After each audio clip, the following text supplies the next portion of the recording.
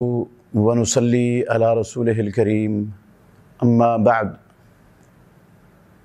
ذوالحجہ سال کے قمری سال کے 12 مہینوں میں سے رمضان المبارک کی طرح بہت بڑی اہمیت کا حامل مہینہ ہے۔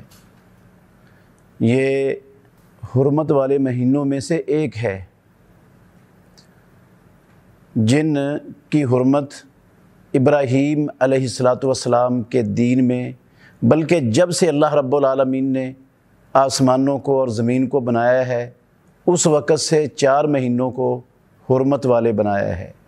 قرآن مجید میں اللہ رب العالمین نے فرمایا کہ ان عدۃ الشہور عند اللہ 12 شہرا فی کتاب اللہ یوم خلق اللہ السماوات والارض منها 4 حرم ذالک الدین القیم، کہ مہینوں کی گنتی اللہ رب العالمین کے ہاں اللہ کی کتاب میں 12 مہینے ہیں جن میں سے 4 مہینے حرمت والے ہیں۔ یہ ذوالحجہ ان میں سے ایک ہے۔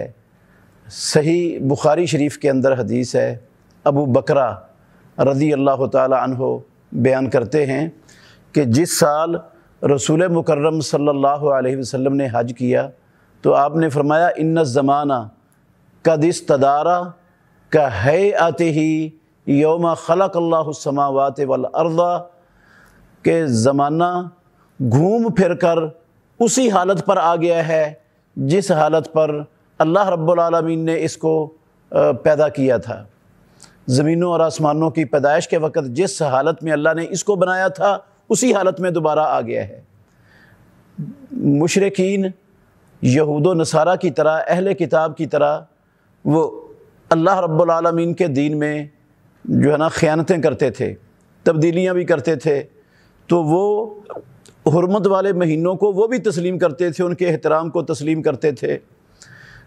ان میں لڑائی جھگڑا نہیں ہوتا تھا، فتنہ فساد نہیں ہوتا تھا، کسی قسم کی جنگ و جدل میں حصہ نہیں لیا جاتا تھا، حتیٰ کہ اگر کوئی شخص اپنے باپ کے قاتل کو دیکھ لیتا تو وہ اس کو قتل نہیں کرتا تھا ان مہینوں کے ادب اور احترام کی خاطر۔ تو اسلام نے ان مہینوں کے ادب اور احترام کو ہمیشہ کے لیے، قیامت تک کے لیے قائم رکھا ہے۔